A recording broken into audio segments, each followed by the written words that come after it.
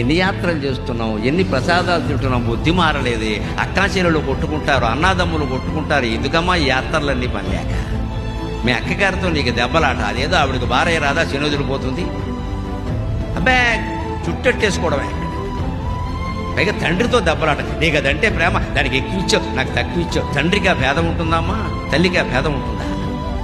మనకుంది భేదం. అక్క చెల్లెళ్ళ మధ్యలో తగాదా, అన్నదమ్ముల మధ్యలో తగాదా, భార్యాభర్తల మధ్యలో తగాదా, తల్లి తనయుల మధ్యలో తగాదా. మనం కాశీ నుంచి రామేశ్వరం వరకు అన్నీ తిరుగుతాం. ఈ నీళ్ళు అక్కడ పోస్తాం, ఆ నీళ్ళు ఎక్కడ పోస్తాం. మనం చచ్చే వరకు పోస్తూనే ఉంటాం. పెద్ద గొప్పలు చెబుతాం ఇక్కడ. మేము తిరిగాం. ఏం తిరిగావు?